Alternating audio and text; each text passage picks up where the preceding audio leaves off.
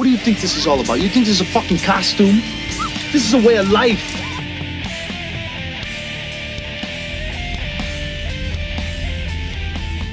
There was an idea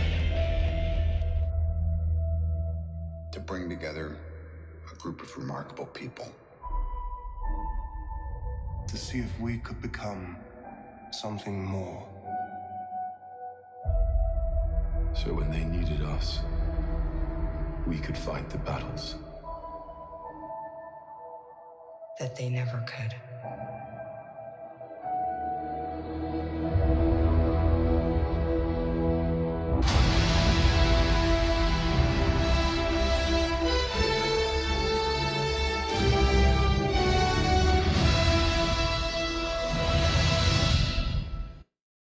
What do you think this is all about? You think this is a fucking costume?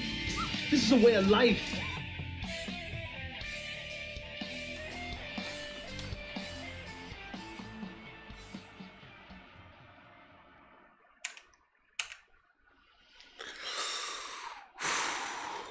Literally get chills every time, guys. Every time. Unreal. Alright, just bear with me 1 second. We'll get to the introductions. Oh man, every time. Well, while I was waiting for you to get on, I was watching the Avengers trailer over and over and over again. I don't think I watched it enough, honestly. Yeah, no, I've watched it way too many times.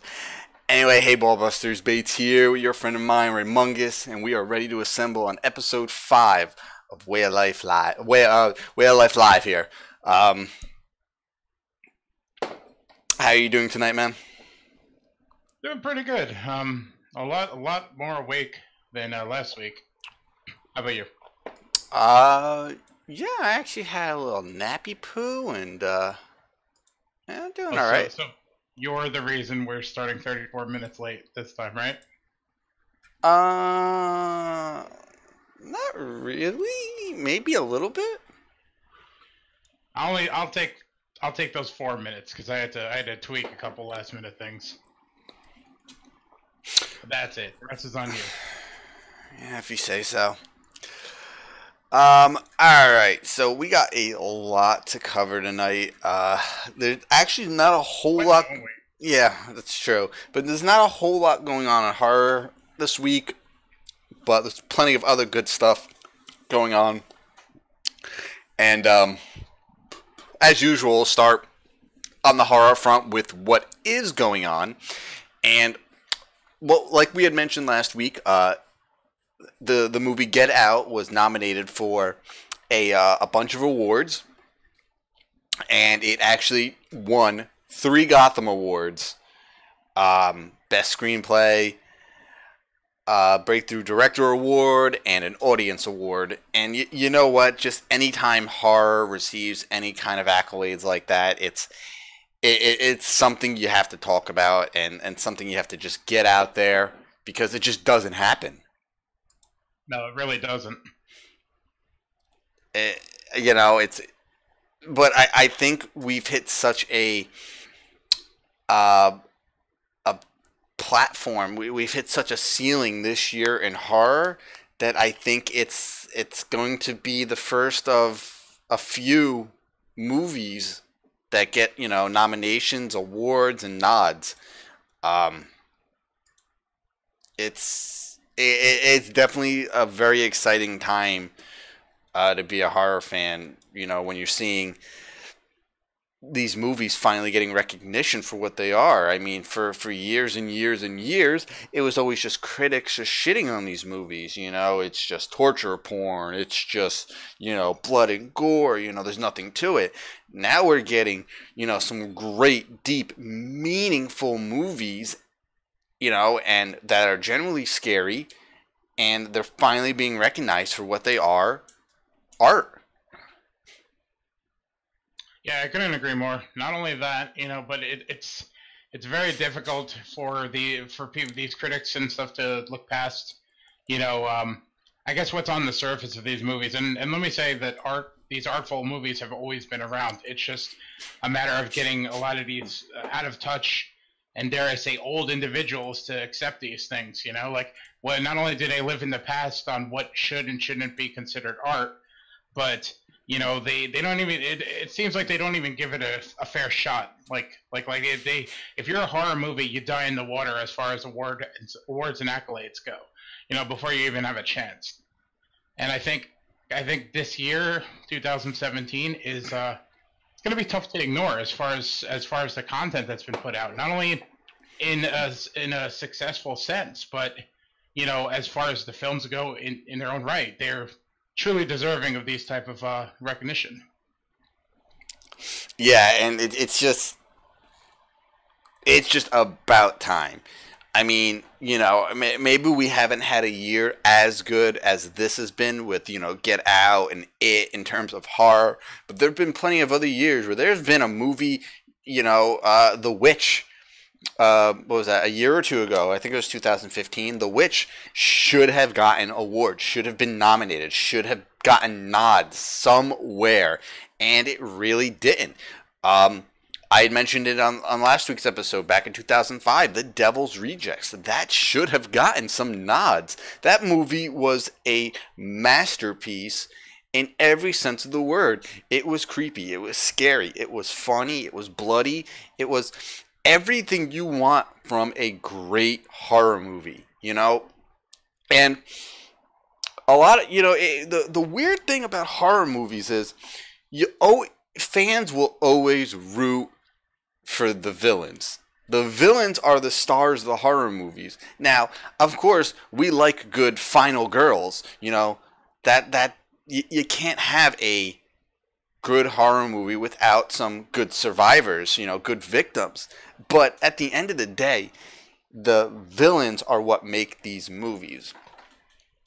And when you have, I'm going to keep using The Devil's Rejects. When you have villains like the Firefly family, it's like you can't help but love them and root for them and want more from them just because they were so engaging and just, I won't say relatable. They're not relatable, but engaging and just commanding. They commanded respect while they were on screen. And when you get that from a horror movie, it's just you don't even know how to perceive it. I mean, there are plenty of other examples. Another fantastic example is Kathy Bates in Misery. When she was on screen, she commanded absolute and total respect. And there are very few actresses, especially villain actresses in horror movies, that could do that. So it's, we're going to make a big deal about horror movies getting these award nods whenever it happens, just because it doesn't happen. The horror genre doesn't pump out friggin' Oscar crud like La La Land, which I thought was a retarded movie. All that movie was just nomination porn.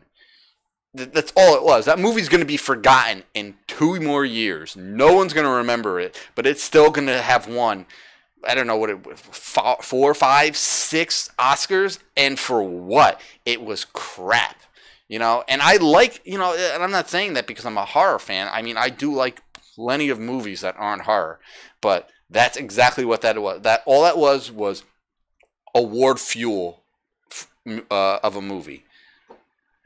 What bothers me about the way these awards are approached and such is that they just see the movies for automatic, I guess like a automatically negative type of film, without realizing that these villains are successful because of the actors, because of the writing, because of the tone and the editing, all of which have categories in things like the Oscars. So why are they turning a blind eye to horror movies? Like, you need the same sort of skill set, that you do to make an Oscar grab type of movie as you do a successful horror movie. So, like, I'm kind of glad that we're finally realizing that, or the Academy and all these other award ceremonies are finally realizing that horror does have something to add to everything. It absolutely does. Absolutely does. You gotta have, no matter what you do, you gotta have that other side of the coin. every coin has a head, every coin has a tails. You know, you got to have that opposite end of the spectrum. You know, you can't have good without evil. You know, it's a balance, the yin and the yang. You know, you're going to have every other genre of movies, you know, that's going to be your yin, and then you're going to have the redheaded stepchild of movies, of cinema, the yang, and that's horror. And you know what? You can't have cinema without horror. Guess what? Horror's been around just as long as cinema has been around. You know, you go back and you look at it, you know, one of the original movie, one of the first ever documented and recorded movies was an Edison film. It was a version of Frankenstein. It was a silent film, and it, you know, if anything, horror should be at the top of the cinema chain just because it was like the first movie ever made. So, again, when we get these nods, when we get these awards, fans are gonna make a big deal about it. You know, we're not in, you know, horror directors, horror writers aren't making dramas. You know, they ain't making this award fuel crap. They're making movies fueled by their ambitions, their desires, and their love. You know what? And just because it's not fucking La La Land or Titanic doesn't mean it's not as good as those movies and does not deserve recognition. Agreed. Horror definitely has its own place, and for them to have, you know, just completely like ignored it for this long, you know, it's like you said earlier, it's about time that we're finally coming around, and hopefully it stays that way. And I can't see why it wouldn't, you know, especially again with how well Get Out did, with how amazing it was. We're finally getting our time to shine in this award spotlight. And you know what? Getting an award just is, God, I don't even know how to explain it. You haven't really reached the pinnacle of filmmaking until you actually get those awards for some, you know, for some people. And when a movie can put, you know, before it award winning, it's such a badge of honor, you know. But at the end of the, you know, horror filmmakers don't make these movies to get awards. But you know what? I'll call bullshit on any one of them who would say that they don't want an award, you know, especially an Oscar. But you know what? These people are going into these movies knowing that they are not going to get an Oscar. They know they're not going to even get a fucking nomination. The fact that The Witch got snubbed a year or two ago in the Oscars is absolutely ridiculous. That is one of the best put together and finest films I have ever watched. And it just, when the nominations came out, I could not believe it got snubbed. But that's just the kind of award world we live in. But honestly, I thought, you know, I had full expectations that it wouldn't see any sort of recognition. I was surprised that it actually got a theatrical release. You know, like that's the world we're living in. When we have to worry that a great horror movie such as The Witch might not even see a big screen, let alone an award. You know, like something's obviously wrong with the system that it's playing in. Yeah, it's. You know, normally I don't get mad, you know, especially the last couple of years. It's like every year I'm like, oh, I wonder if a Marvel movie, you know, because I'm a big Marvel fan, I wonder if a Marvel movie is going to get a nod this year. And, you know, most years it doesn't. Guardians of the Galaxy had gotten a nod once. The only Marvel movie that's ever actually won anything wasn't even an MCU movie. It was Big Hero 6 for, I think it was Best Animated Movie. Rightfully so. It's a fantastic movie. I absolutely love it. So it's, you know, so even just when I see a movie that I really enjoy get the nod it deserves, it's awesome for me. But when I saw The Witch didn't get anything, it was just like, you know, that's when it really hammered in the fact that the people on these like committees who choose what movies are nominated for what, they just hammered home that these people don't give two shits about horror. But this year, I don't think they can avoid it. I think we're gonna get at least one movie that will get an Oscar nod. And that's leading us into our next bit of conversation. Which movies that have come out this year could we possibly see get a nomination at the Oscars? And again, we're going to start with Get Out. Now, Bloody Disgusting had put out an article about this, and it highlights, some movies that definitely deserve nods and what they possibly could get nods for. Get Out, again, widely loved, an amazing social commentary movie, which more horror movies than you think have, especially the dead movies from George Romero. Each one is a social commentary about something going on in the world at the time that movie was being made. Like 78, Dawn of the Dead. That movie took place entirely in a shopping mall and showed zombies they're dead, reanimated, but they're still somehow attached to this mall.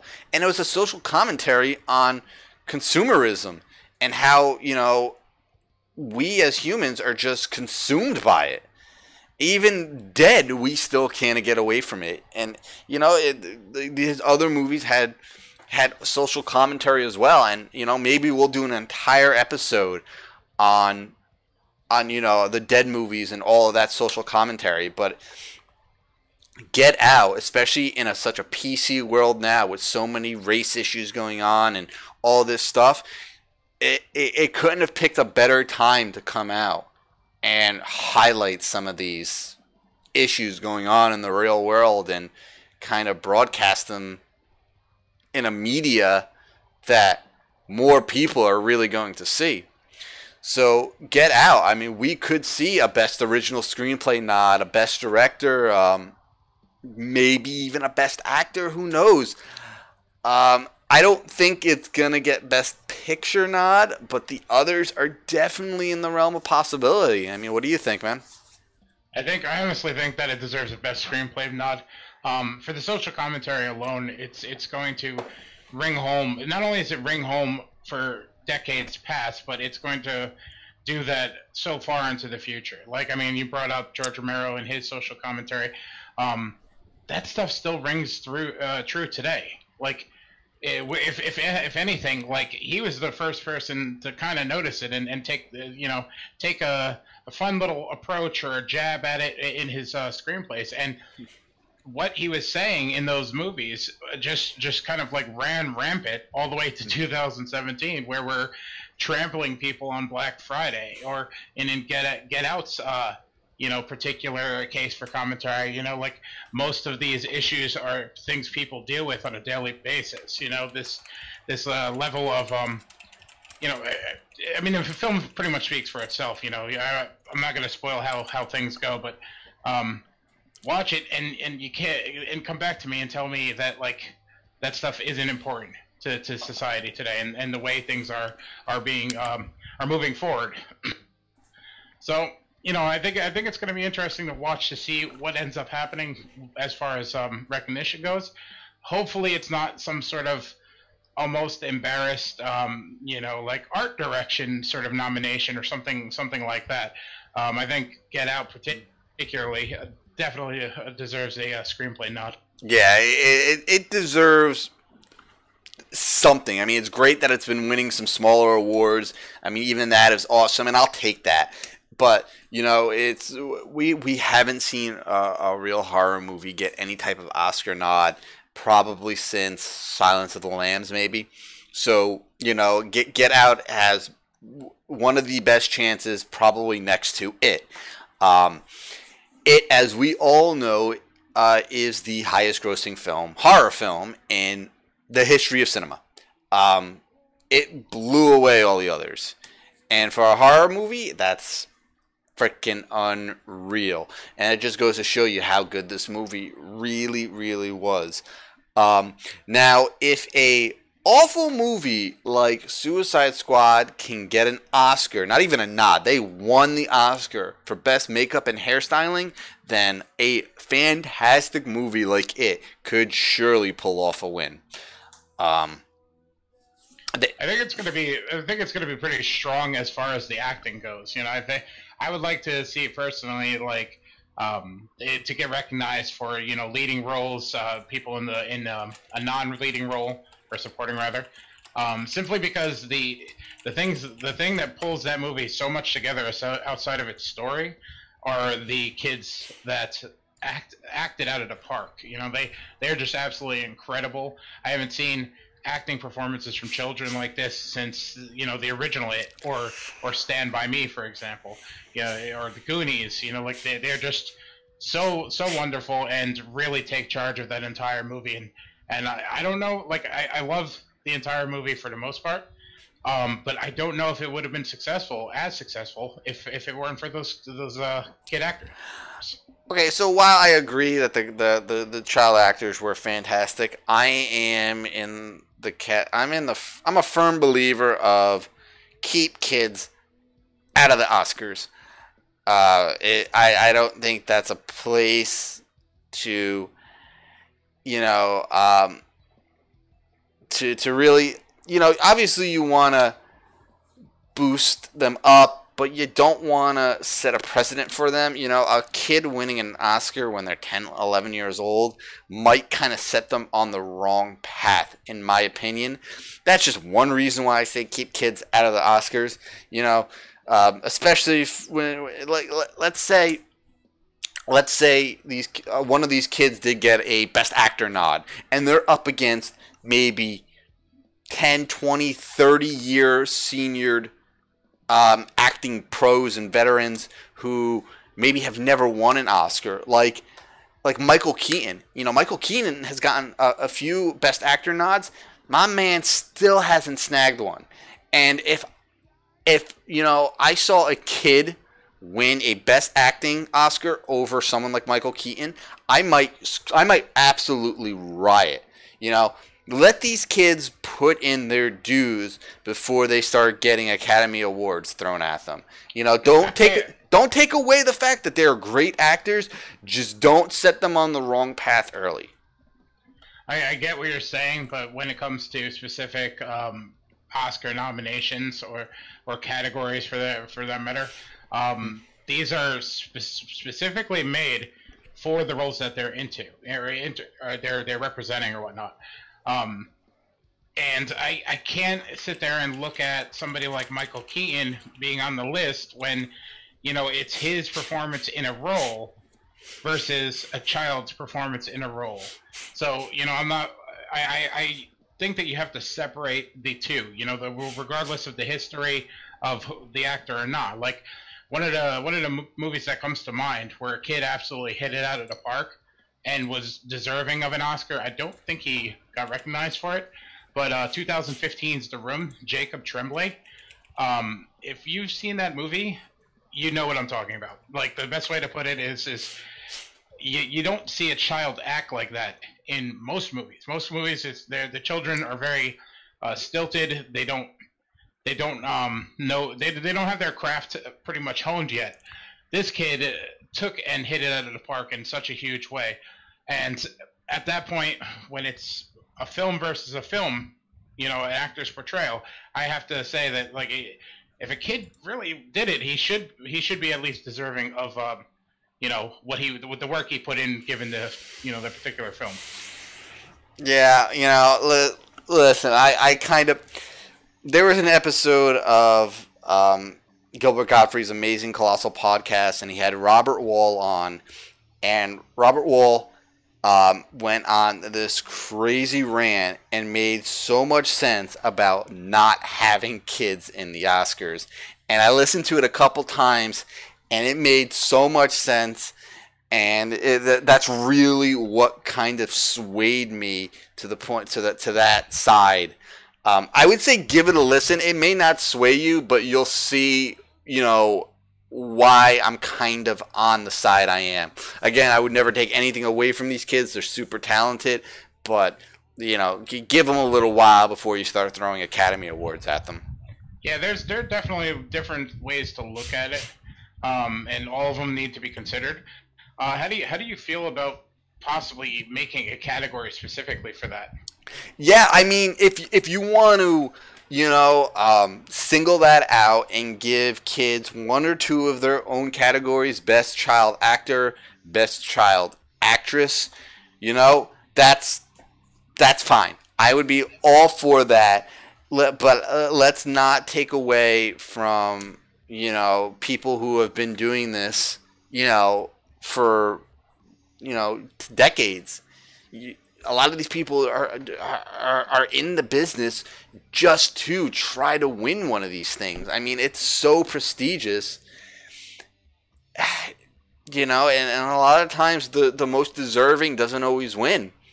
But yeah, I couldn't agree more. I think if they approached it with a child sort of category, I think it'd be a good stepping stone to raise the child into that next plateau. Yeah. I mean, but that doesn't take away from the performance. So, no. My opinion, I think, that's something that should at least be considered on whatever award, is up for whatever picture. So, moving on, Alien Covenant. I don't, obviously, I didn't think it was the best movie. It wasn't a bad movie. It just wasn't as good as I had hoped. But that doesn't take away from the fact that it had amazing visual effects. And they're even saying it could possibly, if it didn't get a nod on Best Visual Effects, maybe a nod on Best Production Design. And I couldn't agree more. This movie was very pretty to look at. I think this film, if it should do anything, it should kind of boost Ridley Scott into the kind of a lifetime achievement sort of spectrum. I think he's very deserving of at least that, because he's how old and he's still making, bang up movies, and that doesn't happen very often when it comes to certain filmmakers. Some of them don't survive that transition from old time Hollywood to what it is now, and it's it's unfortunate, but it's nice to see guys that we grew up with, we grew up with their films and such, to be sort of recognized in that sort of capacity. Yeah. And I think I agree with what you're saying, but let's kind of pat Ridley Scott on the back for everything he's given us over the years. Oh yeah, but I mean, if he was gonna get any kind of Oscar himself, that shit would have come on one of his previous Alien movies. And I know this is deviating slightly, but Mad Max director George Miller, I believe. Yeah, that dude deserves an Oscar. I can't say yes or no to that because so many people loved that film. I'm kind of on the outs. I didn't hate it. I just didn't really like it. But I saw it, so I can't say no. But I can't say yes because I know how much everybody else liked that film. Yeah, myself included. It's deserving for special effects alone, and it might have even gotten a nod or something like that. I'd have to look it up, but it's amazing that man is upwards. I think he's almost 80 or something along those lines, maybe in his 70s, and he's still making action movies that probably could put most current day action movies to shame. So that's kind of crazy. Yeah, maybe he falls in the Lifetime Achievement Award section too. I'm sure at some point he'll get something like that.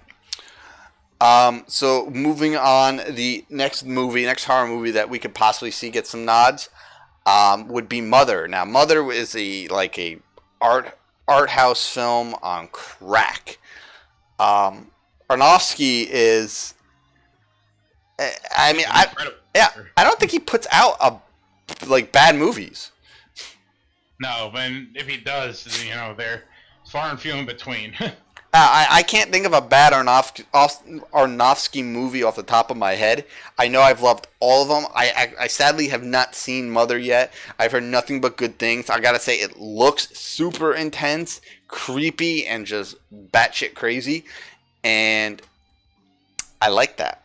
So we could see a Best Director nomination. I mean, as I said, I haven't seen it yet, but the way all the trailers were and just the way it looked was just really, really intense.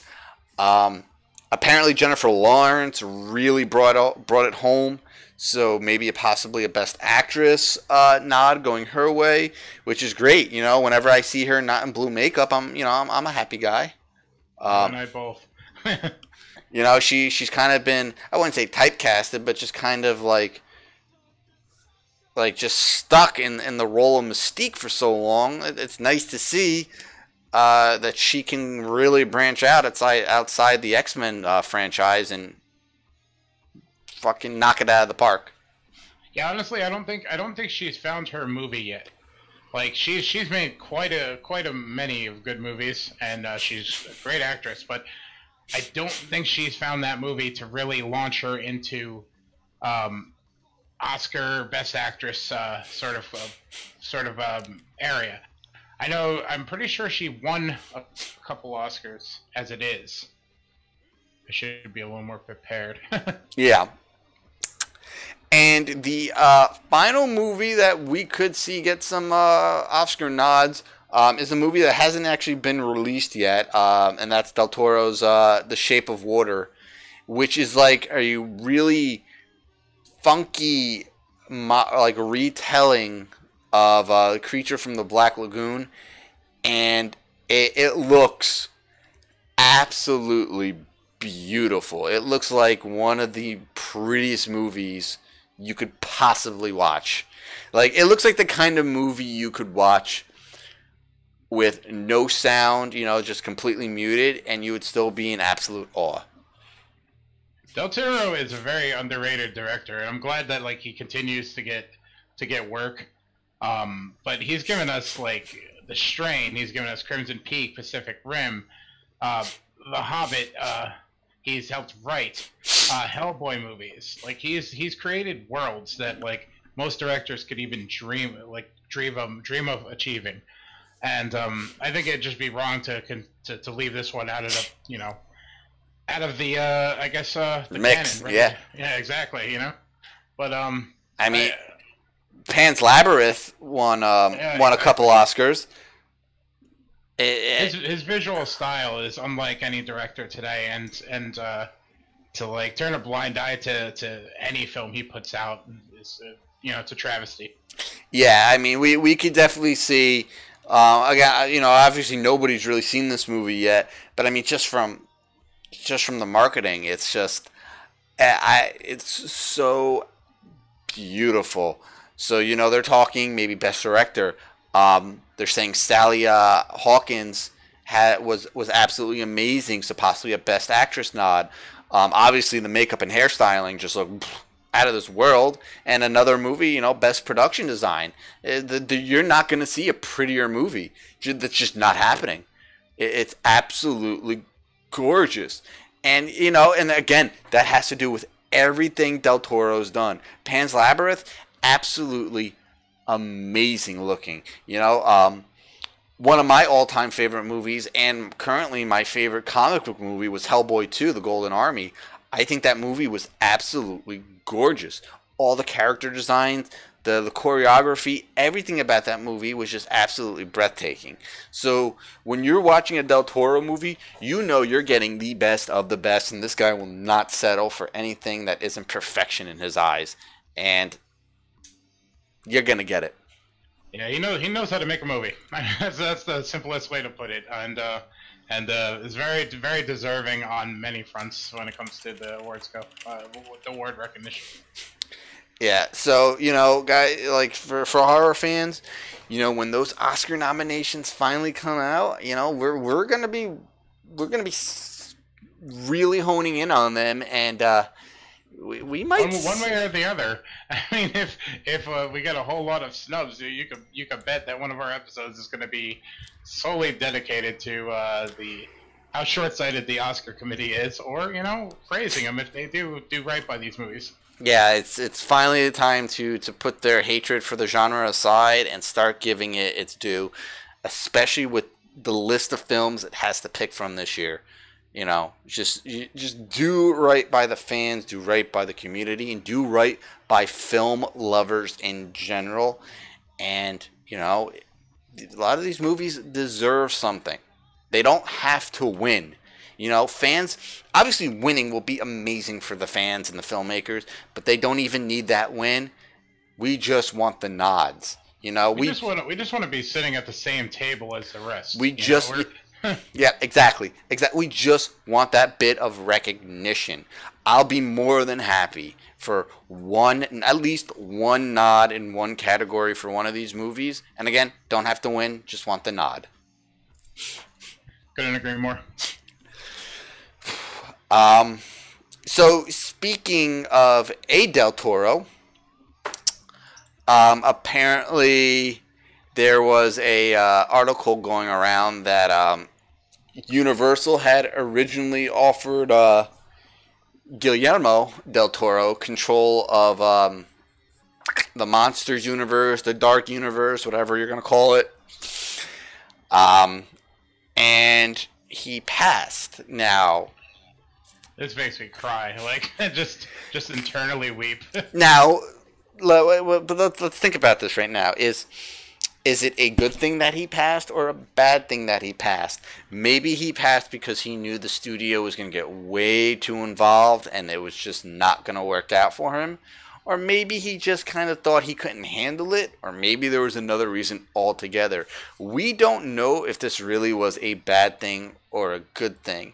Because at the end of the day, we don't really, Del Toro needs to do things his way. And if we got a Del Toro movie that the studios fucked with, and that got released, and it was a bad Del Toro movie, it would really hurt him. It makes me wonder though, like if at the time, 2007, I believe it was when it was offered to him. It makes me wonder if at the time the climate wasn't right for this, because they moved forward with the 2010 The Wolfman release, and even though I heard that went through a little bit of production hell, ultimately it was still a pretty good movie, but it didn't do very well. It didn't launch the Dark Universe into where they hoped it to be at the time. So that got them thinking, oh, should we change it up? Then following The Wolfman was Dracula Untold and the Mummy movie that just came out that we're not speaking of. But I'm wondering if the Dark Universe, no matter if he got it or not, was dead in the water during that time, regardless of anything. I mean, the article says that they were going to give him the reins on several properties, and he regrets not taking it and not doing it. But, I've heard all kinds of stories about studios telling filmmakers that before, we're going to give you the reins to this movie. And then at the end of the day, when the movie's released, we find out that the studios had all their grubby little fingers in it, fucking with it.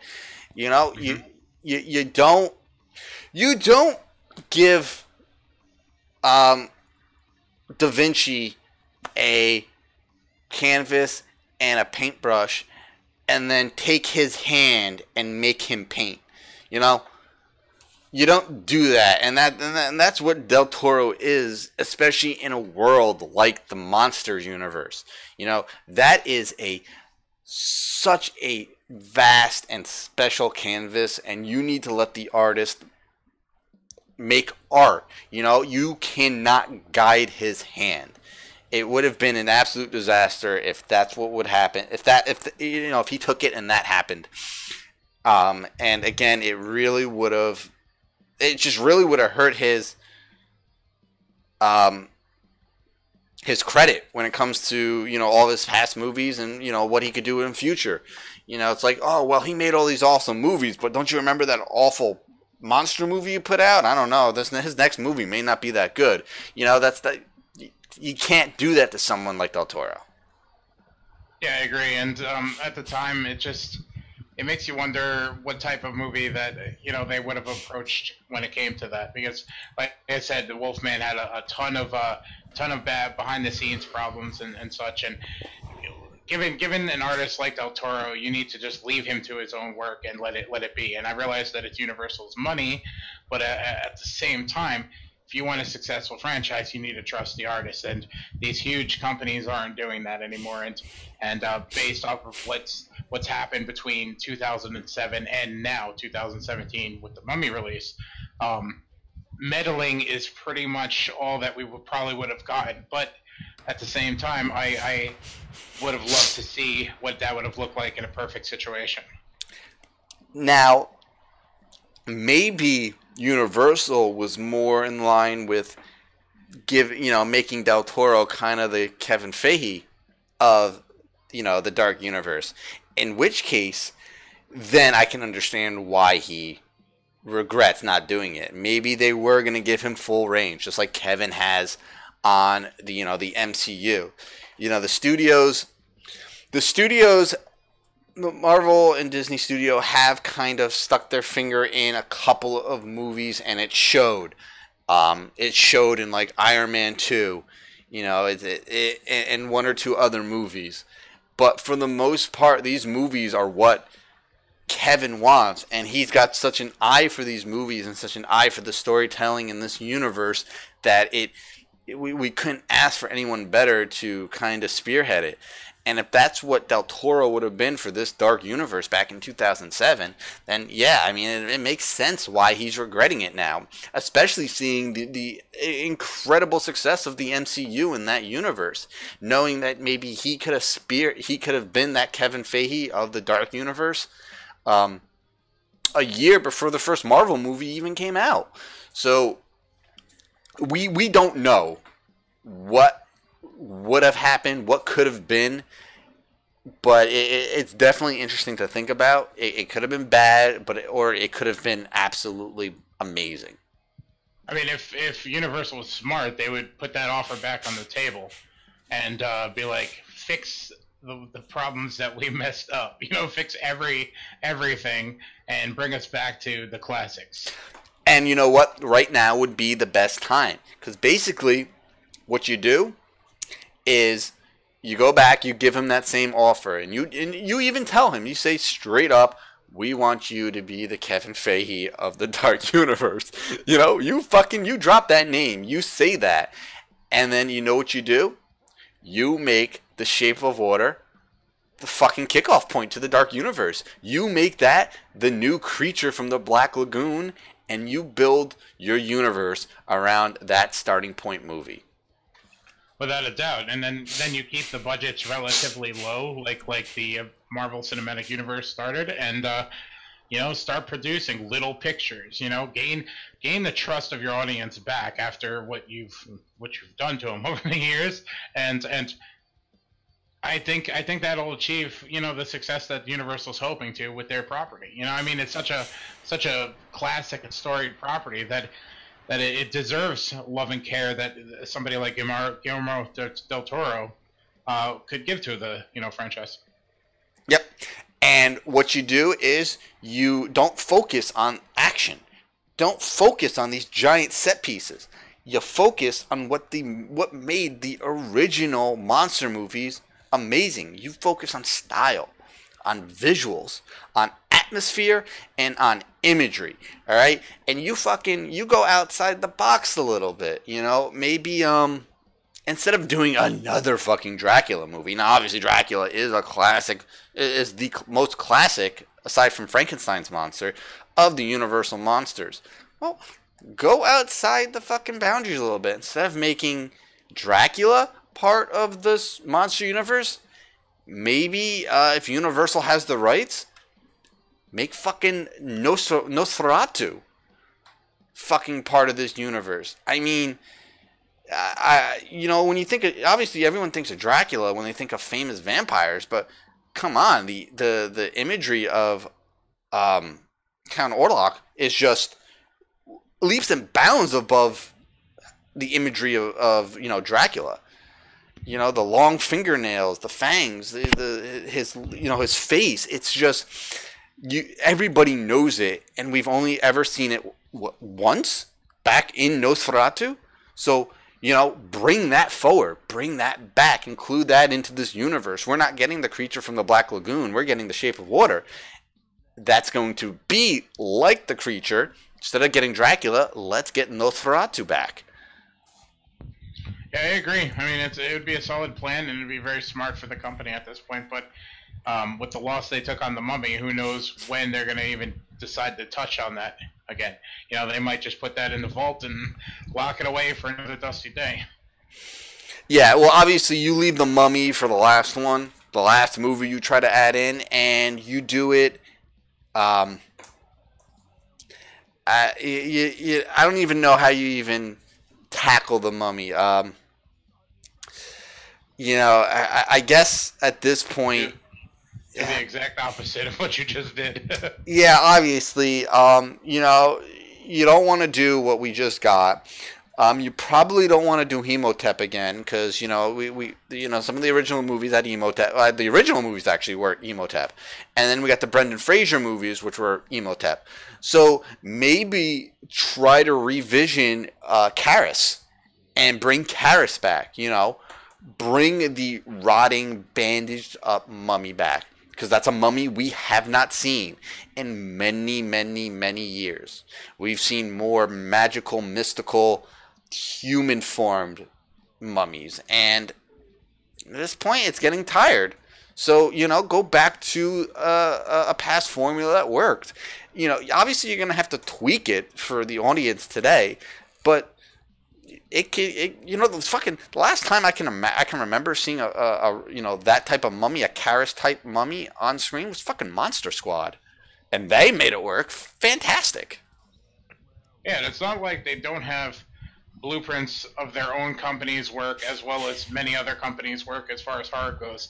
They could assemble a team of researchers to try to find the best approach. And it almost seems like what they did with this recent one was like, oh, the Brendan Fraser one's made money, let's try to do that again.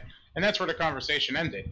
Like, put a little effort, time, and investment, and try to accomplish something that you haven't done already, or something that hasn't been done in a while. Cook up a different approach and see if you can make it work. And I don't know. It just seems so simple from guys like us to sit around to talk about. And it makes you wonder how the powers that be that are successful in this industry can't come up with that sort of rationalization. Yeah, they because all they're trying to think of is what's the best way to make money, and they're just blinded by what this worked before. Let's do that again. When they're not looking at the foundation, they're just looking at the most recent thing that worked for them.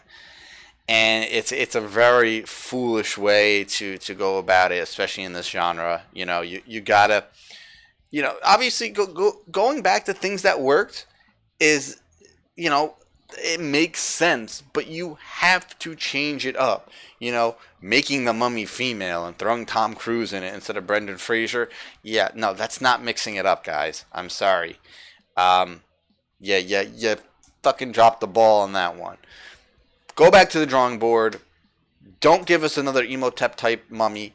Give us a Karis type mummy, and work that into a maybe more of a mystery or heist style movie instead of a straight action set piece. Give it horror elements and make it a heist movie. Make it a sort of a murder mystery movie almost. Give us something fresh, and fans and the audience will respond to that. They're not going to respond to more generic action set piece crap. They don't want it anymore. We get enough of it, and when we do get it, we get it good. All right, we don't have to sit through the crap you guys put out. So go back to the drawing boards and make something fresh and original. Couldn't have said it better. And then as for Frankenstein's monster, I don't even know where the fuck you go with that. I mean, they fucked that story up so many times. And you know, like, you gotta give them credit. They have tried Frankenstein from multiple angles, and nothing seems to be working. So it makes you wonder: are these Universal monsters like impossible to do on the big screen anymore? No. I want to say no, but you know, they keep throwing shit at the wall to see what would stick. And, you know, in Frankenstein's case, just nothing's working. Their problem with these movies, and it's been with all of them, with, you know, Dracula Untold, with the latest Mummy movie. I didn't think the Wolfman movie was all that bad. It had issues, but it definitely wasn't bad. You know, the new Mummy movie. Their biggest problem with this is that they're making these monsters straight up villains, instead of the tragic villains they always were in their original incarnations. Yes, they were the villains in the movie, but they had tragic past. They had a tragic surrounding or upbringing of some type. Frankenstein's monster was never... He wasn't a villain. He was just a misunderstood child. And, you know, especially in a world like today, with how PC everything is, the social commentary they could put in a re-envisioning of like the original Frankenstein movie would be absolutely amazing. You just need to get the right writer behind it, and it would be one of the best movies of the year. Same thing with Wolfman. Wolfman is not a villain. Wolfman was just in the wrong place at the wrong time, man.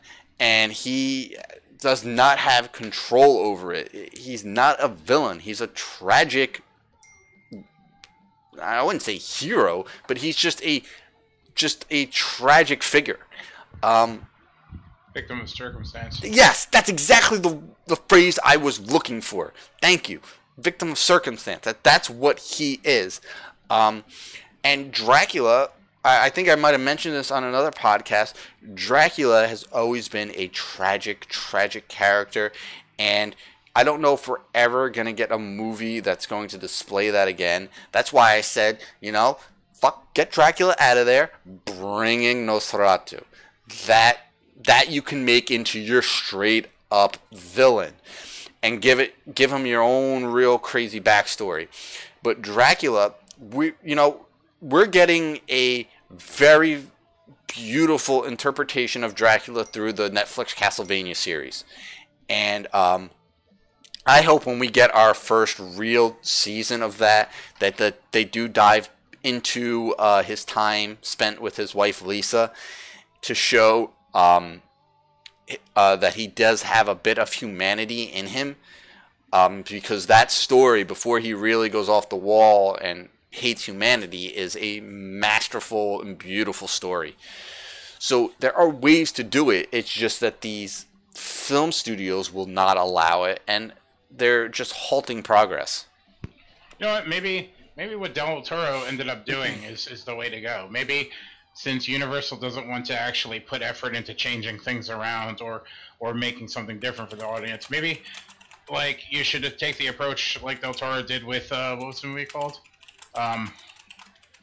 Shape of Water? Shape of Water, thank you. And kind of make your own version of it that isn't infringed on copyright. You know, like you don't have to make a vampire movie that is called Dracula, like you said before about the Wolfman and such, you know, and the Mummy. You know, change it up, and maybe these filmmakers should need to go out and make their own versions of these type of movies outside of the Universal system and gain success that way, because Universal seems to be so short-sighted that they don't want to try anymore. So maybe that's the best way to go. Yeah, they have to do something. They have to think outside their comfort zone, and just swing for the fences. You know, try something new. Stop giving us the same formula. We don't want it anymore. Yes, I am a big fan of the Brendan Fraser Mummy movies. I even like the third one, and that's mainly because I'm a big fan of John Hannah, and he was a big part of all three of them. And I enjoyed those movies. I think they're a lot of fun to watch. I love the acting in them.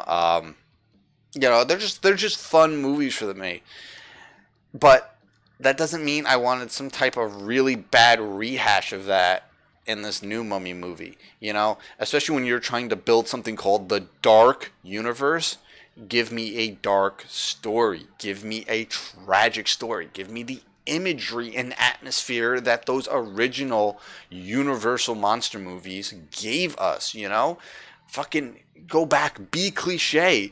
Give us old creepy graveyards and haunted mansions. Go back and give us the dark universe we deserved.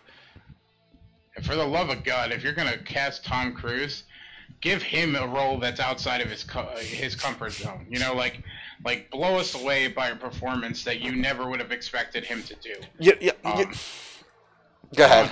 I was gonna say, you know, you're casting Tom Cruise in a Mummy movie.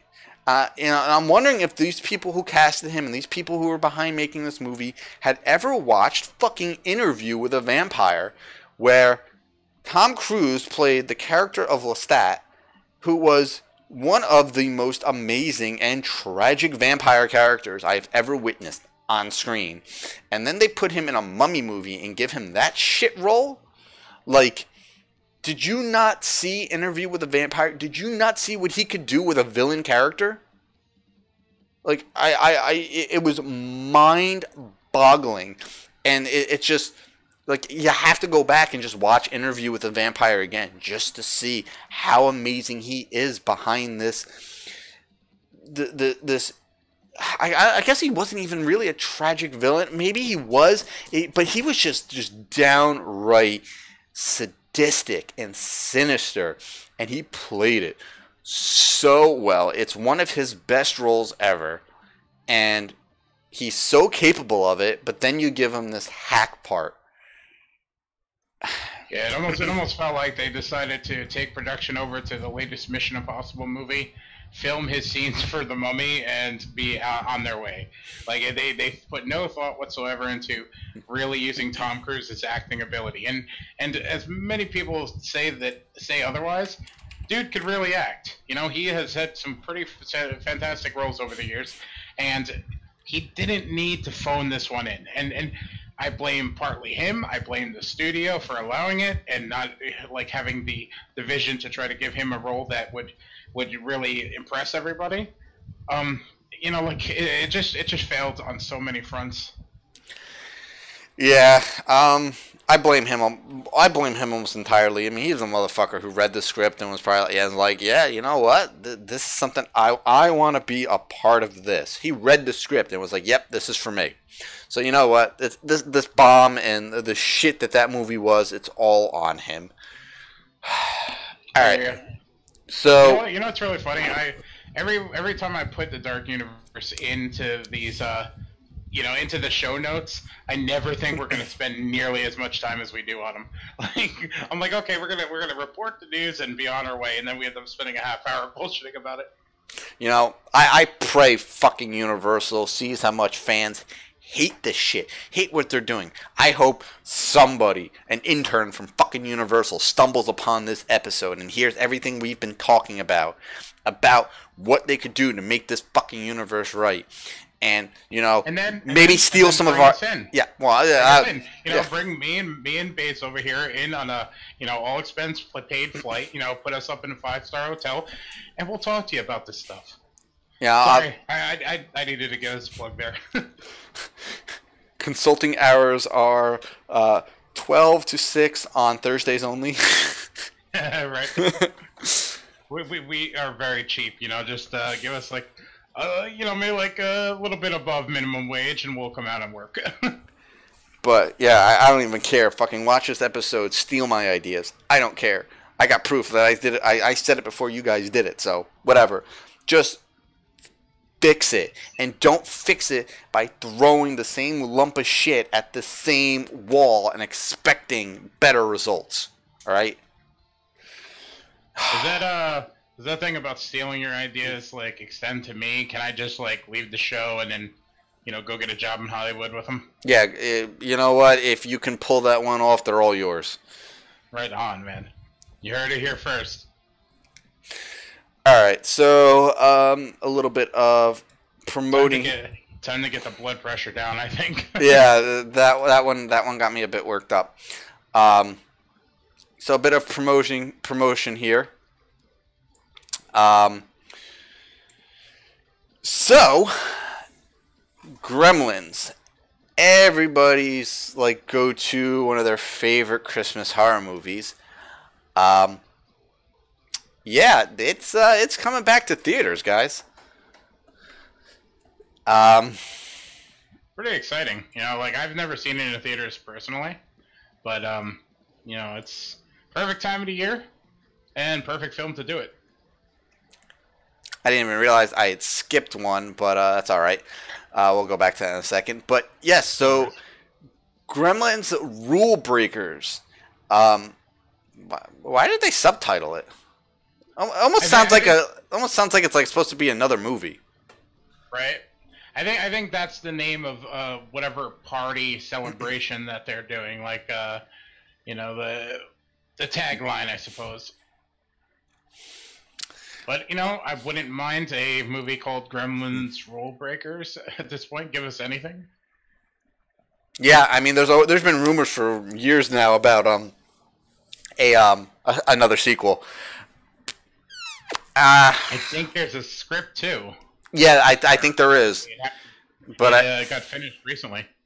But I mean, there's there's also been a script for a Beetlejuice sequel for how many years?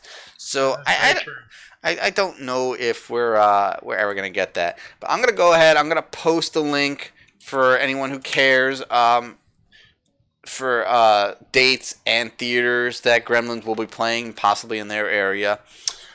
In our area, I think we are getting one screening. I think we're getting 3 screenings. We're getting one in Brooklyn, and we're getting 2 at the Alamo Draft House in Yonkers. Oh, okay, so I see the one in Brooklyn is on the 9th, and then there's one in Pennsylvania. That's also on the 9th. Oh, you know what? It looks like 10th is the one in Yonkers. One's at 3:30, and I think the other one's at like 7 or 8 or something. Oh, wow. Then there's one in New York City at the I Pick Fulton Market, and then there's also one in Dobbs Ferry. Dobbs Ferry is actually right over the Tappan Zee Bridge. It's actually much closer than Yonkers. Good to know. Well, I already have tickets for the Yonkers one. Ah, I didn't even know that. Yeah, I'm going to be at the 3:30 p.m. show. So if you're going to the Yonkers one and say hi to the Mungus, do it. Wow, you going to the early showing? Yeah. You guys seen something else after that? I don't know. I think that's just the way things, you know, played out. I fully expect those tickets to be in my possession because of the person that's going with me. So, like, maybe you'll go. Maybe I'll invite you because you know how the other one's going to flake. Yes. Yeah. Well, More traffic jams. Yeah, well, he is a traffic jam. Pretty much. One thing that's cool about these showings, though, is that they have a Mondo collection that is going to be debuted with these showings. And if you look at your screen right now, you can see the T-shirt that is released. You can order the T-shirt with the cost of the ticket for whatever showing you want to go to. Yeah, so, you know, it's pretty cool. So if you guys like the Gremlin movies, check out the link I posted in chat. And definitely, if it's playing around by you guys, you know, go check it out. You know, seeing some of your favorite movies on the big screen is just, it's worth it. You know, it could be a movie you've seen 100+ times, but seeing it on the big screen for the first time always makes it feel so much more special. Yeah, I can't even tell you how many of the movies I grew up with as a child were, I guess, like, shot up to the top of my list after seeing it on the big screen as an adult. Yep. So, yeah, so that's pretty cool. Let's see. Next on the list is something that just got announced, I think this morning. No, it was last night. I remember reading it last night, and I was really excited about it. So, anyone who knows me knows I am a big supporter of Jason Goes to Hell. I've been a big fan of the movie ever since it came out. And it's just one of my favorites in the franchise. It's in my top 3 in the franchise. So this news was just awesome for me. We are getting, I'm going to guess it's going to be released next year for the 25th anniversary, but we are getting a documentary called The Dark Heart of Jason Voorhees, the making of The Final Friday. So, we're really going to dive into, they're going to really dive into the story and the mythos behind, this movie, and we're probably going to learn stuff that we never knew before, and, maybe this will help us get that final, unrated cut with all the deleted scenes. Because there are special editions of the movie out with some of the deleted scenes in an extra section of the DVD. But there's actually a cut of the movie that has even more of these deleted scenes in them. It's just that we've never seen the light of day of it. So maybe this documentary will help kind of get that going, and maybe we'll see this, definitive version of the movie come out in the next year or two. As much as I would love that, I hope that this documentary helps launch this movie into more people's collections. In the sense of Halloween 3 being the bastard child of the franchise, and now it's loved and recognized. I think it's going to be a good opportunity to see Jason Goes to Hell get a second chance in many horror viewers. I guess I'd like to see it. Give it another chance and see what the movie was meant to be. When it came out originally. Yeah, it's yeah, I could really dive into why I love this movie. I have an article I've already written. It'll be a piece on the website when it launches in another week or two. So, you guys can go read the article once the website is up, and you'll understand why I love this movie so much. And it's going to be stuff that you're going to go back and be like, okay, yeah, that makes sense. It's stuff people don't realize when they're watching it because they're too pissed at the fact that they're not really getting Jason in the movie. But when you read this article I have written, you're going to definitely see this movie in a new light. Getting this documentary as a massive supporter and fan of this movie and a massive supporter of Adam Marcus, I could not be happier. It's definitely, and we just got the Part 3 documentary. So just keep bringing these docs on for these franchises and these sequels and stuff, because I love them. I absolutely love them. It's gonna be a great addition to the Crystal Lake Memories documentary, and that documentary series only hit the tip of the iceberg when it came to Jason Goes to Hell. So seeing a full length documentary on the movie, I think it's gonna get the respect that it deserves, and you're gonna give you a new perspective. Yep, definitely. All right, so moving on, we got some new Monster Mania guest announcements. In the last few days, we got 4 announcements, and they are definitely some bad-ass guest announcements.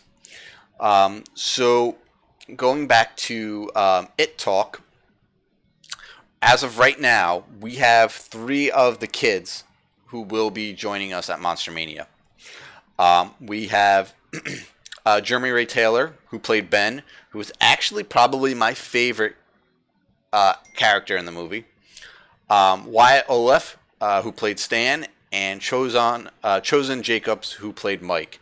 Now, I listened to the Monster Mania podcast for this week, and Dave is actually working pretty hard to try to get us 2 more of the kids. So by the end of this, You know, by the time Monster Mania rolls around March 9th, there might be 5 kids from It signing autographs. It's great. Now, I've actually never really met a child actor while they were still a child. Because it's just really, really awkward for me. I've walked by their tables before. I've walked by one of the Stranger Things kids were at a convention a year or two ago. Before Dig Furge, or however you say his name, became like a giant monster. He played young Michael Myers in Rob Zombie's Halloween.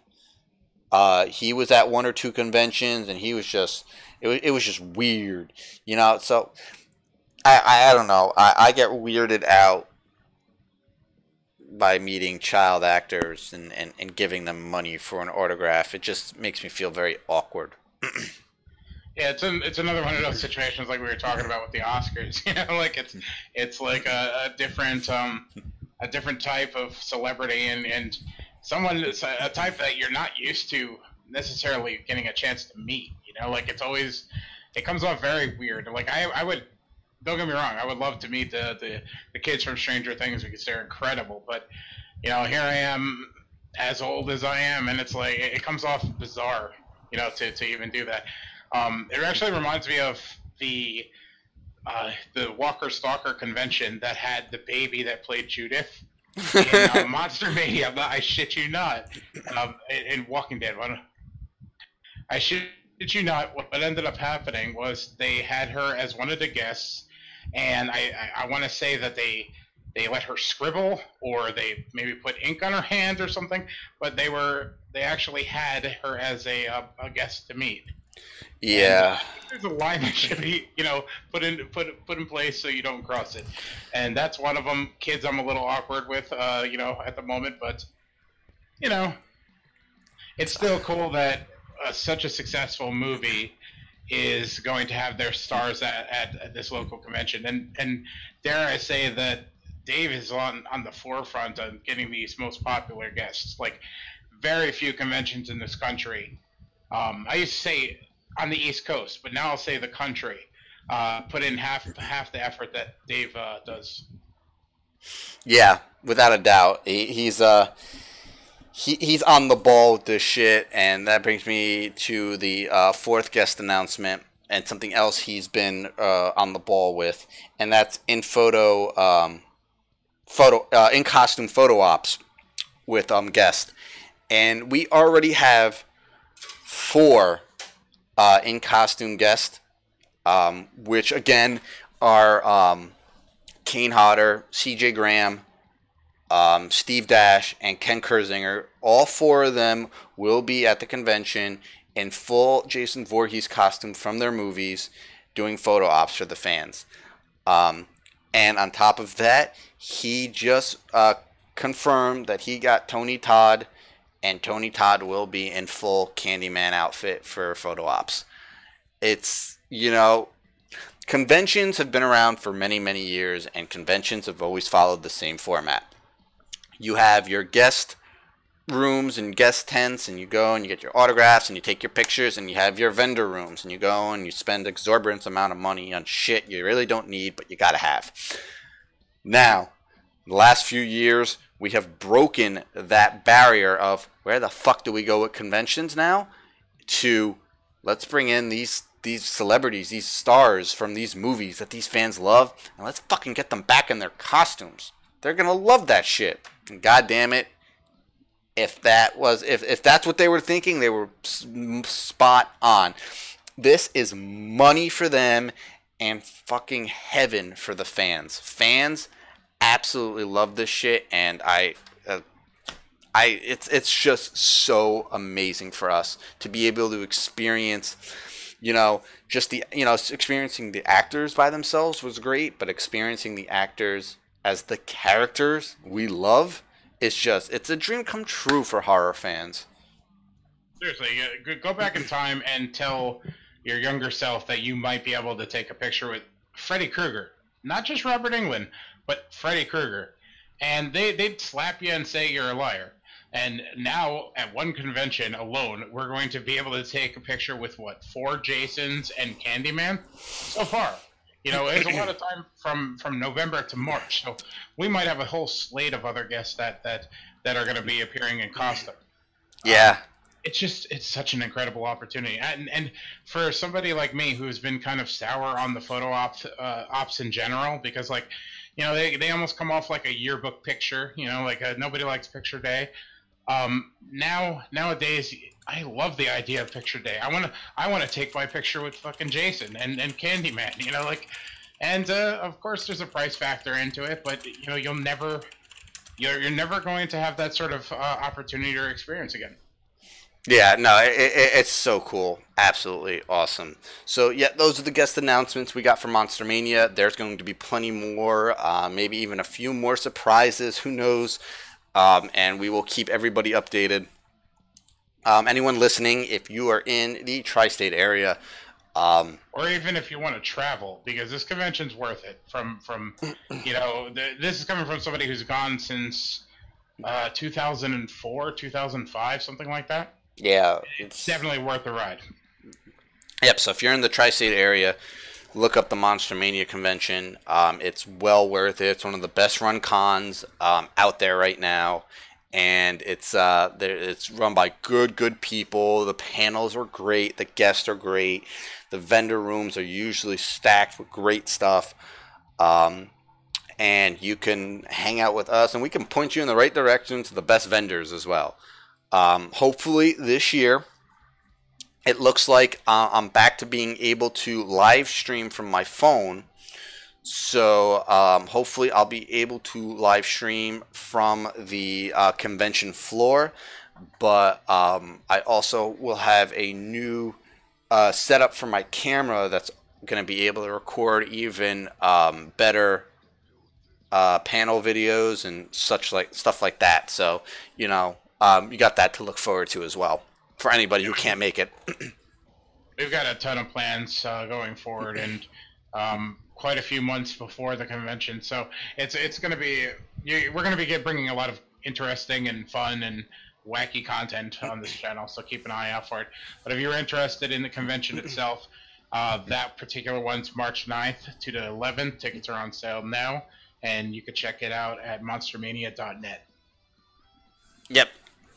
All right, so that's about all we got on the horror front this week. It actually was a lot more than we kind of originally thought.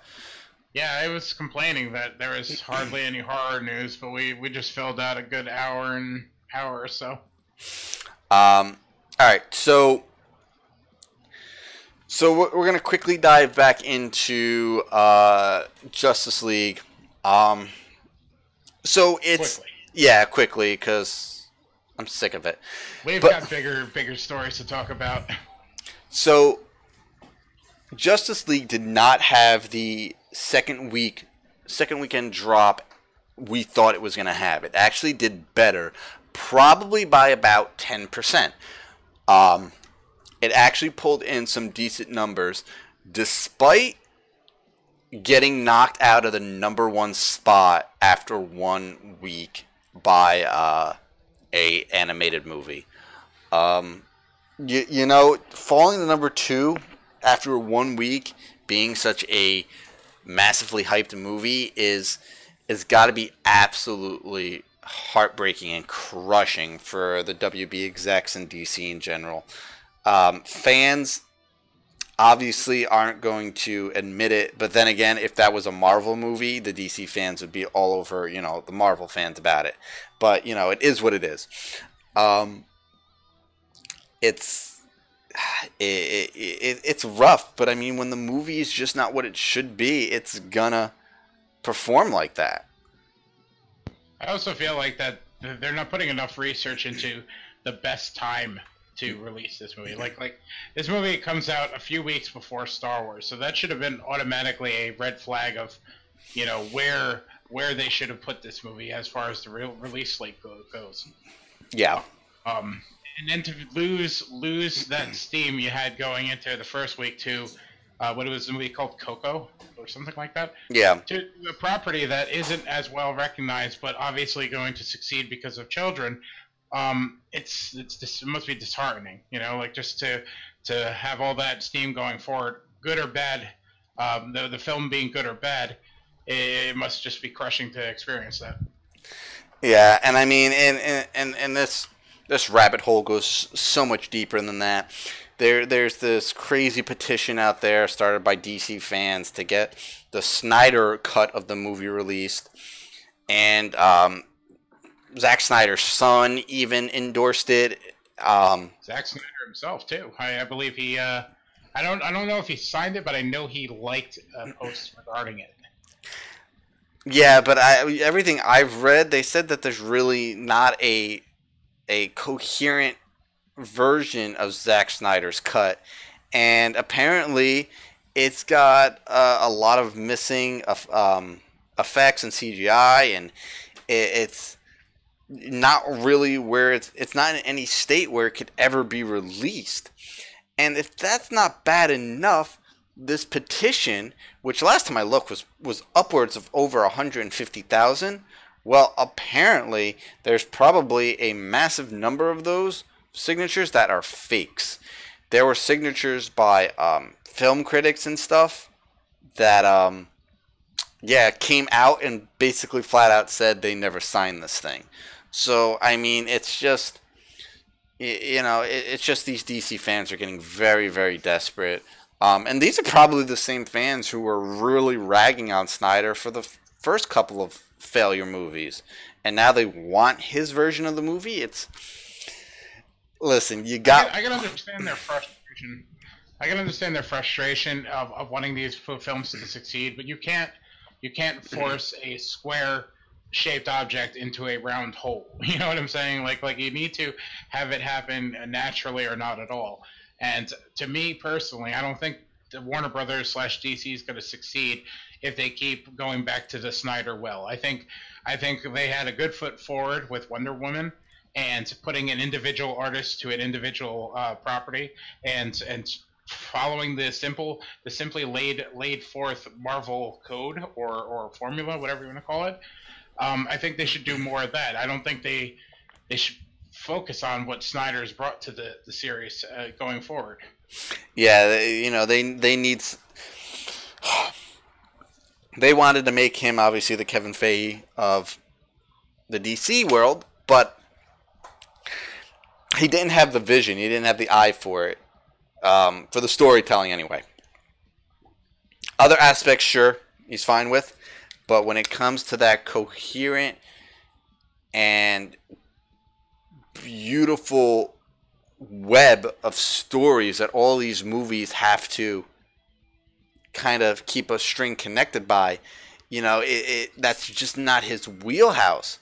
They got the wrong guy to spearhead the universe. If they wanted to use him for a lot of the visual stuff, that's fine, but he really needed to prove himself, and he didn't really do that with Man of Steel. He definitely didn't do that with Batman versus Superman. And yet they keep dipping into the same well, like you said, and it's just continuously going to blow up in their face, to the point where, at the rate it's going, it's got 2 more weeks. That's it. 2 more weeks to make its money back. I'm going to check right now what it's at, but last time I checked, it was only at a little over 500 million. Now, and I think the box office was rumored, not the box office, the budget was rumored at what, 300 million? Over 300 million. And the marketing costs were rumored at upwards of 150 million. All right.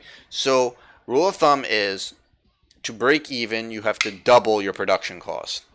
So this movie needs to make around 700 million just to break even. As of right now, all right, not including today's numbers, worldwide, this movie has only pulled in 488 million. All right, not even at 500 million yet.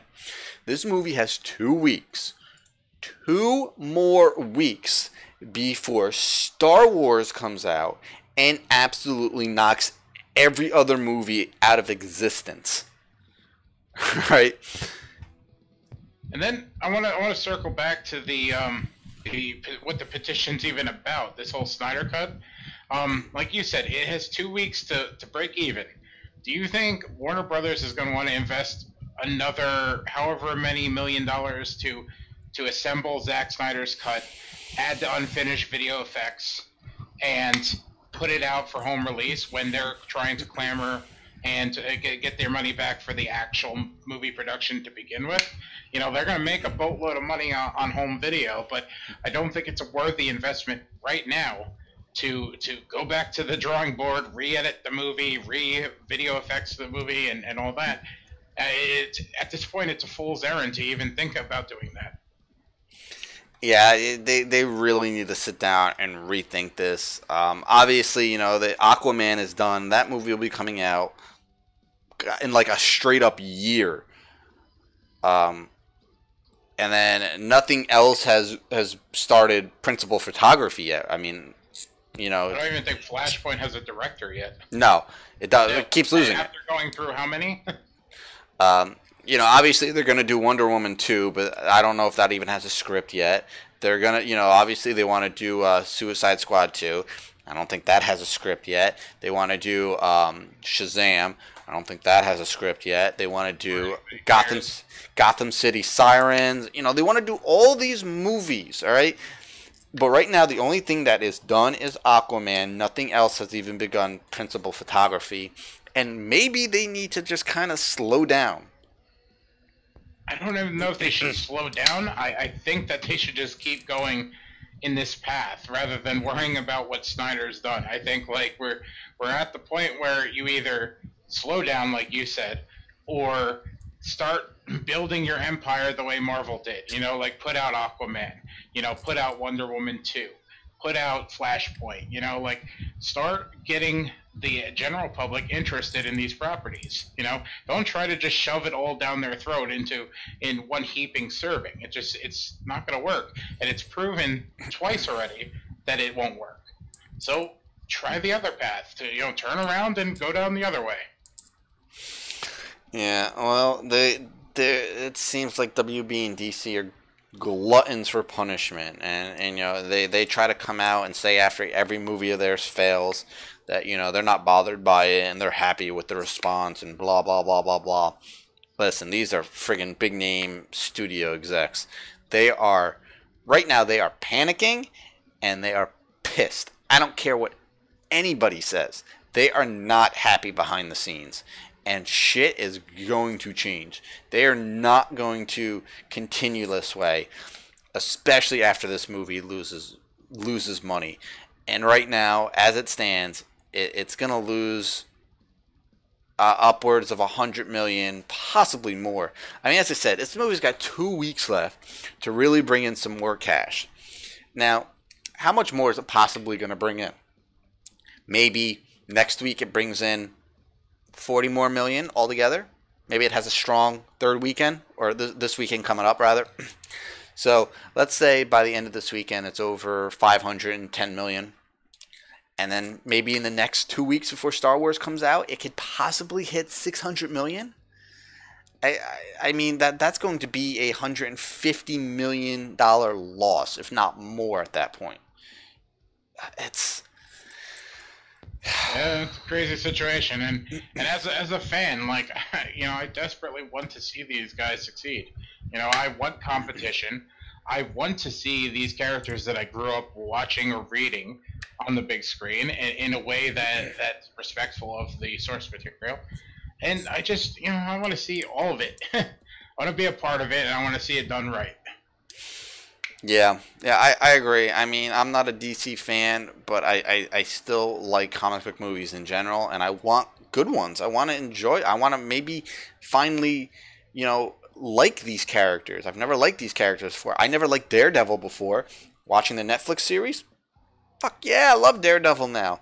I'm gonna start picking. It really opens your eyes to what you've been missing out on all the years. Yeah. You get that sense of, oh, well, you know. Like, for example, for me, The Flash. You know, I never grew up reading The Flash. I really didn't care about the story. I knew he ran fast. And it wasn't until WB or CW rather, put out the Flash television show, that I really got on board and found out what I was actually missing. And now, like, Flash is up there with one of my, like, the favorites of all time, as far as characters go. And if these movies are done properly, it might make fans of these, I guess, people that were conflicted about reading them, or maybe read them a little bit as a kid and wasn't really into them. Like, it'll open their eyes and give them that view that they never had before. Yeah. You know what? It's they got a lot of soul searching to do right now after this colossal failure on their hands. It's and you look at the critical response and a lot of the fan response, and just how much money Justice League is going to lose. And then we're going to flip the spectrum right now. We're going to go to the other side of this comic world. We're going to skip a topic because I'm done talking about DC for tonight. We're going to go to the opposite end, where we had a Justice League movie that failed on nearly every level aside from character interaction and chemistry, which is great. You need that in a team-up movie. But it failed on every other front. 2, the newly dropped Avengers Infinity War trailer that might be the best trailer I have seen ever. Now, it could just be because of my fanboyism for Marvel, or it could just be because this movie is the first part of the culmination of 10 years worth of filmmaking. It is the type of event that we, as the Gen Pop and general audience going to the cinema, don't get in our lifetime. And if you do get it, it's once in a lifetime. So this event, this movie, and I'm calling it an event because it's a fucking event. This movie is so much more than a movie. And this trailer encapsulated that and captured it perfectly, from the character showcase to the music, which I'm going to get into. But they showed you what you can expect. They gave you a great taste, and I know that it's just the tiniest of tastes. It's like the tip of your tongue touching a juicy, delicious, super red and ripe strawberry, and you can just taste the freshness and the sweetness, and you just want to take a bite out of it, but you can't yet. It was the best tease you could have for an event of this proportion. I don't even think I could follow that description. I agree with everything you just said. What can I say? I got away with words when it comes to Marvel doing right by me, and they are doing right by me. Now, I have had, every Marvel movie, I do have a problem. I love almost all of them. I do love all of them, and for their own ways and their own reasons, but I do have problems with them, and this is probably my favorite trailer ever, from beginning to end. It's a great trailer, and I've watched it probably 60 times. I'm not even kidding. That's not even a lie. I probably watched it 60 times today already, and I get chills every single time I watch it. Now, I did have one issue, and it's a small issue, and I usually have it with every Marvel movie trailer, the first trailer we get, because obviously the special effects aren't done yet. But our first look at Thanos coming through his portal, which I'm just pretty much going to assume is a portal opened up by the Space Gem. He looks very off to me. He looks very soft. He's not... Yeah, I agree. I thought that too. And I wondered if it was because of the blackness of the portal that he seemed out of place, as opposed to the clearly unfinished CGI. Yeah, and the scariest part about this is, obviously, he'll look so much better you know, because they got 6 months to sharpen everything up, and I think they're going to. He looked very soft, very awkward, very wonky. And again, this happened in all of their big CGI movies. I mean, Age of Ultron especially. Those first trailers with Ultron in it, Ultron looked crazy wonky. Yeah, they were real rough. Now, the crazy part is the CGI doesn't look bad. All right, it doesn't look like crazy fake. It just doesn't look bold. You know, as I said, it looks very soft. It needs to be sharper. It needs to be bolder. The crazy part about this, though, is you look at the unfinished CGI of the villain in this trailer, and it looks 1,000 times better than the finished version of the CGI for the villain in Justice League. I thought you were going to talk about Superman's mustache. I'm not. I can't do it. I can't do it. I'm just saying, it definitely looks better than that CGI. They made him look like he had a hair lip all movie. I don't know. It looks like he had a cleft lip, upper lip, and then he got the surgery to fix it, and then he just had that permanent, like, goofy, weird smile all movie. Oh, no. Oh man, I opened a can of worms. Yeah, I'm back to good times. All right. Yes, positivity. So it's I basically knew this going into the trailer from everything we've seen and learned and know about Infinity War. But basically what this movie is going to be is it's going to be a very loose telling of the Infinity Gauntlet storyline from the 90s. All right, which was a fantastic story arc. It's going to be a very loosely based version of that story, with most of the influence from this movie coming from the very recent Infinity comic event. All right, now there are a ton of events in the Marvel world that start with Infinity. Infinity Gauntlet, Infinity War, Infinity Crusade, and I think there was an Infinity Quest. There's a bunch of them, but there was a comic arc, I don't know, 5 years ago, anywhere from 3 to 5 years ago. And that comic arc was just called Infinity. And it was a fantastic event. And they have drawn a lot of inspiration from that event for this movie. This trailer shows this massive battle taking place on the fields of Wakanda. That is a scene ripped straight from the Infinity comics. The Black Order, which is Thanos' henchmen, those were characters first introduced in the Infinity event, and it's all the same characters as well. You know, they're taking a lot from that event, and it's a great piece of recent comic to steal from. You know, to transfer onto the big screen, because if they try to just do the Infinity Gauntlet by itself,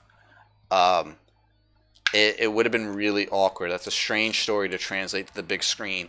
And then the Infinity War comic story is Thanos isn't even the main character in that. So don't think that you can go pick up the Infinity War comic arc from the 90s and know what's going to happen in this movie. Yeah, it seems like a good title is a good title, and they did the same exact thing with Age of Ultron. So, like, I mean, it's not too far out of the realm of, like, unexpected. Like, we've seen it done before, and I'm sure this is not going to be the last time we're going to see it done. Yeah, exactly. I mean, the Age of Ultron comic event was like a time-traveling clusterfuck of what the hell is going on here. And Infinity War comic arc was... the main villain was fucking the Magus, and the side villains were this crazy pairing of Kang the Conqueror and fucking Doctor Doom. So it was a crazy. I actually love that story. Read. Might actually be possible. Well, yeah. Now the talks are now up again for possibly Marvel and Disney buying out Fox, basically buying out like the TV and movie properties, but leaving, I believe, the news and the sports to the Murdochs. That's what I read. Hey, they could have it. They could keep them, as far as I'm concerned, as long as X-Men and Fantastic Four find their way back home. I don't even care about that. Just give me fucking Galactus and Silver Surfer. It's all I need. All I need. You know, just all I want. I'm just saying, if they do come back, you know, they're going to be needing, the Avengers are going to be needing a story arc, and I don't think it would be bad if X-Men versus Avengers happened. Yeah, I mean, that would be cool maybe in another 10 years, but there are so many more cosmic entities they could, you know, go after. You know, after Thanos gets put down, they could easily bring in another cosmic powerhouse like Michael Korvac. Korvac was a massive villain for a while. They can't use Kang the Conqueror. I believe he's tied in with Fantastic Four. But they could, you know, once they introduce Adam Warlock, they can easily bring in the Magus. I don't think they can use Anilius, so I think he's also tied into the Fantastic Four. Well, if this acquisition goes through, they might be able to down the road. Yeah. Depends on how quickly things move on that front, because I don't think Marvel or Disney is exploring this option to just sit on the property. They're ready to, you know, load the gun and take aim. Yeah, and you know, and Kevin Feige's already said that, you know, they have another 20 movies planned already after Avengers 4. I mean, that's amazing and insane at the same time. Like, you know, like I'm not fatigued by any of these movies, so like bring it on as far as I'm concerned. But I really didn't think they were going to be planning that far ahead. Yeah, God, I can't even imagine. I mean, we're already getting so many great characters on just TV shows. I mean, who else are they going to end up introducing? You know, we're getting Captain Marvel.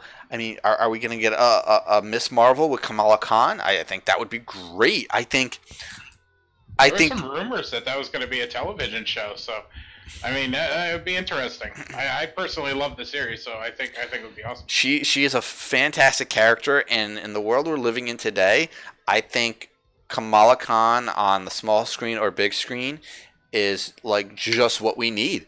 Yeah, definitely.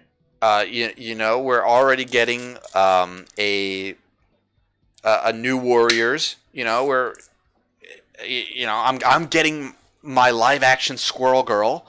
I couldn't be happy. Why do I like rodent-based heroes? I don't get it.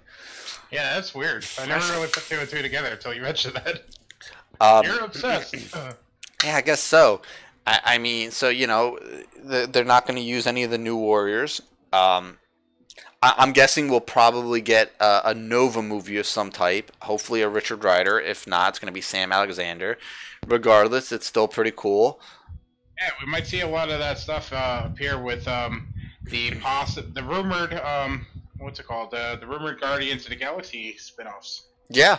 I mean, we could even get a like a classic Guardians lineup for a movie. Even though Yondu's dead, he's one of the classic Guardians. You know, there's still plenty of others they could use for a classic Guardians type movie. Hey, they could even move forward with the team that was in Guardians too, like you know, as a current lineup. Yep, it's lots of possibilities. Yeah, I mean, it's just crazy. I'm just trying to think of like who else would probably respond well to a big screen treatment.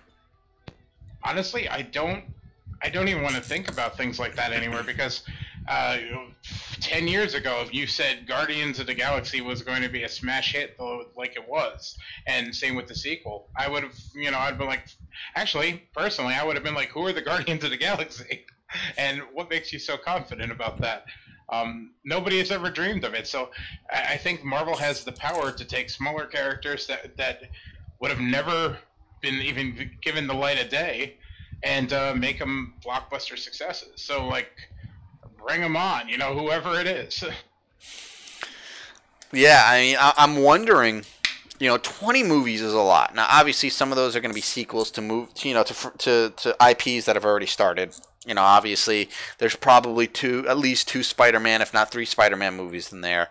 It's probably a Captain Marvel sequel in there. Maybe a Hulk movie. You know, there's going to be a couple sequels in there. We've already pretty much we kind of like there's a lot of rumors floating around that Avengers 4 is going to introduce some children. There's been casting calls for twin boys for Avengers 4. For anyone unfamiliar with the comics, the Vision and Scarlet Witch do have twin boys in the comics. I think one is named Speed and the other is named Wiccan. There could be a Kid Hulk, Hulkling, but they're also. I was going somewhere with this, and I don't remember where. So there are all these hero movies we could go into, but maybe we're gonna, maybe they're gonna really start building up the villain side of the universe. We're getting great movies about the heroes. Well, how about we get some movies focusing on the villains? And I think that's because they're saying that they're going to be doing stuff that they've never done before. Completely different from anything that's come before. So, maybe we're going to see some cool villain movies, and maybe there'll be some cool lower key villains like we're getting Ghost, a version of Ghost in Ant-Man and the Wasp, and Ghost is a very, very cool character. Another villain that reminds me of Ghost is the Hood. I think the Hood is a very cool character and would make for a great solo movie, just kind of based around his origin and stuff. There's plenty of lower villains like that would actually make compelling stories to watch on screen. Yeah, I'm interested to see how they tackle the whole villain, I guess, characters, because when you see a villain movie or something that's supposed to be something that's supposed to be a villain movie, they always try to give it this like anti-hero sort of vibe to it, so that the main villain has to fight a villain that's worse than he is or he or she is. So it'd be interesting to see it from the villain perspective for a change.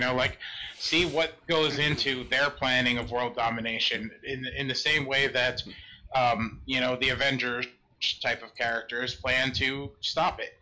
And I think it'd be really cool to see the villains win for a change. Rather than the story leaving heroes standing atop. And I've got this feeling that the Infinity War movie might end that way. So it's going to be interesting to see how they approach villain movies if they end up going that route. And with Sony, already taking a step forward on Venom and Black Cat and such movies like that, there's all chance in the world for Marvel Studios to do the same. Yeah, that's there's so much they can do, and obviously they're saying that they have 20 movies lined up after Avengers 4. So we're getting, before Avengers 4 comes out, we're getting Ant-Man and the Wasp and Captain Marvel, and there might be something else thrown in there. I'm not even sure, but listen. Black Panther. Oh, Black Panther, yes, that comes out in like a month, 2 months, February, I think. Really, it's that soon? I thought it was a little further down the line. Thought it was February.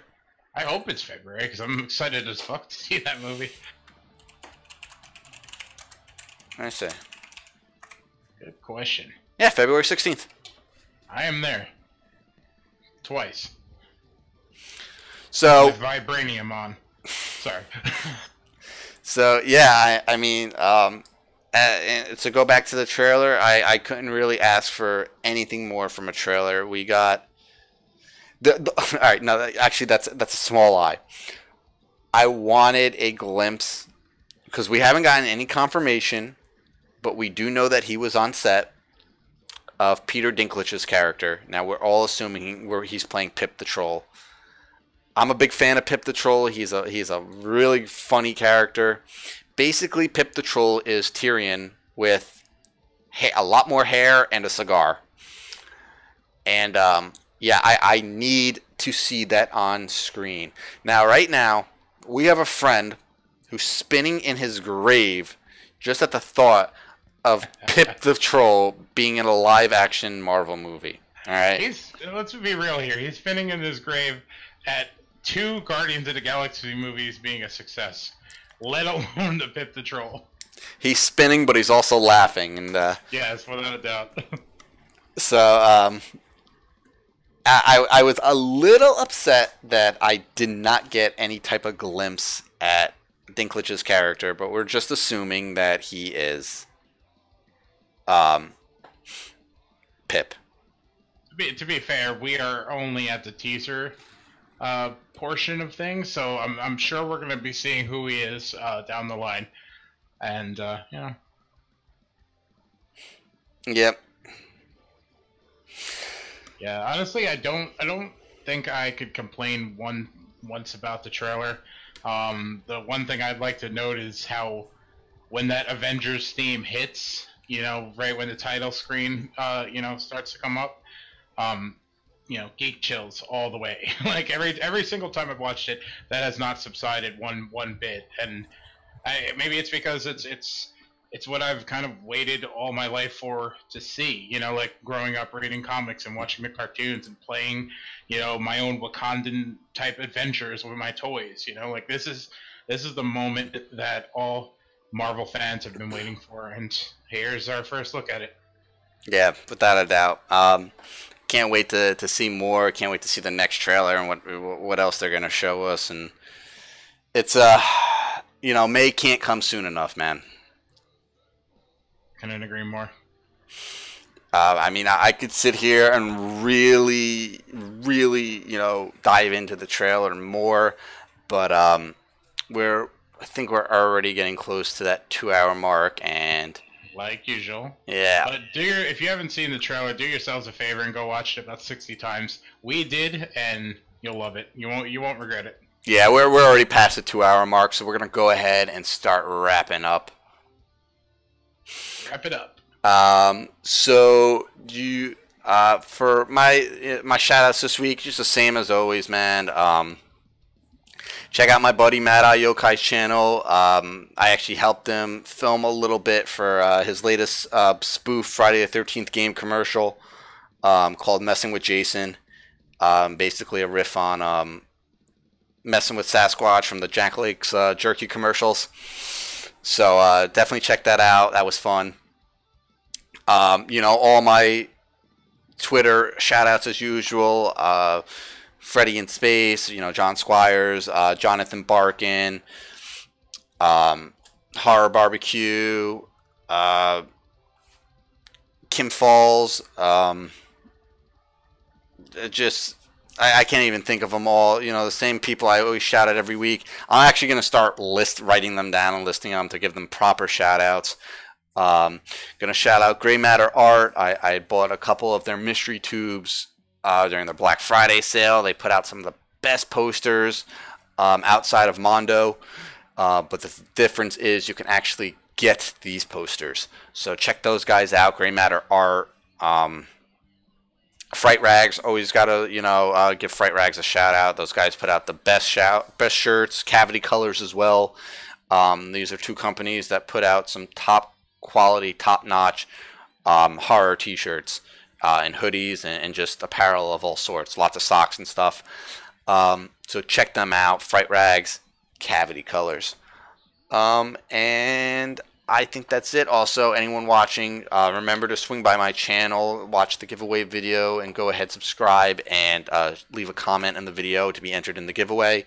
The prize for this giveaway is a Blu-ray copy of Christmas Evil right here. I wanted to announce the winner last week during Black Friday, but I want a few more entrants first. So once we get a couple more entries in, I will be announcing the winner on a stream, hopefully this week. So just follow me on Twitter just to stay updated on that and when that's going to go down.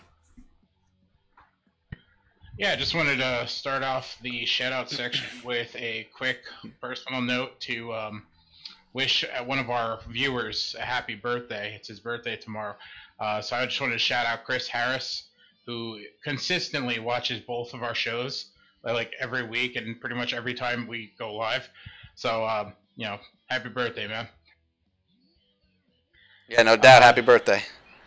The next thing I wanted to bring up was something I brought up last week, which was I have a short film that's going to be in the Bloody Disgusting World of Death web series, and it is called Trippin'. The release date's going to be December 7th, which is next week, I believe, and you can see it on YouTube, Bloody Disgusting's YouTube channel. We just locked in everything this past week, and everything should be a go. So if you want to check out one of my short films, if you want to call it that, by all means, hit up Bloody Disgusting's YouTube channel and search World of Death, Trippin'. Finally, I wanted to bring up my website that's launching this Friday, December 1st. It's called Dead Entertainment. You can check it out at deadentertainment.com. It's a brand new horror website, and it's going to launch with a slew of content. Daily news, reviews, editorials, and a holiday launch event that's going to span 25 days of December. It's called 25 Days of Horror, I believe, something original like that. But you could pretty much go on the website daily and kind of get a piece of unique holiday horror news or postings, you know, every day, and get a general idea of, you know, like the things that we're doing additionally outside of just reporting the news, where we're going to try to make it fun and make it interesting and give you a reason to come back weekly.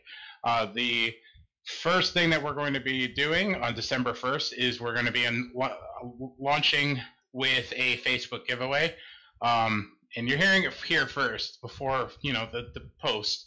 But it's going to be a Facebook giveaway, and the winner will receive one shirt of their choice from Fright Rags. They could go on their website and pick a shirt based off of the rules that we set forth, and we will buy it for you. It's going to be sent your way as soon as we pick a winner. December 4th, we're going to have a Twitter giveaway, and the winner of that will receive a copy of Resident Evil 7 Gold Edition, which is basically the compilation of all the DLC and the map packs and the weapon packs, etc. It's the mother version of that video game. So that's being released December 12th, I believe. So the winner of the Twitter giveaway will be receiving that either on PlayStation 4 or Xbox One. These giveaways, no purchase necessary, and you could check out the respective giveaways on deadentertainment.com.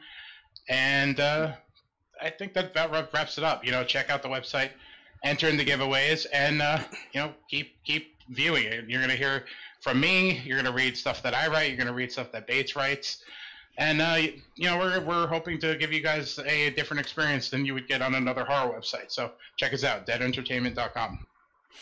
Yeah, right on. Right on. All right, so I think that that about wraps it up for us this week. Thanks, guys, for hanging out. Appreciate it as always. And yeah, I think that about does it. So I'm gonna go ahead and jump into the outro. Thank you guys for hanging out as always, and we will see you next week.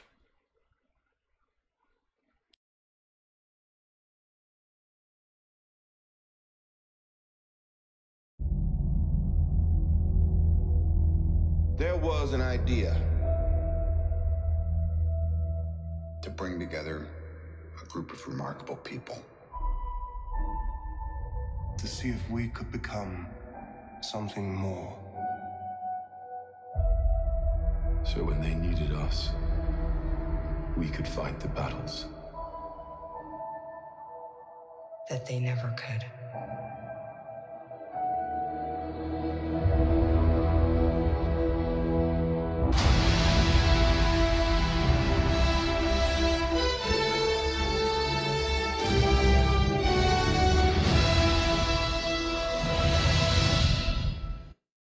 What do you think this is all about? You think this is a fucking costume? This is a way of life.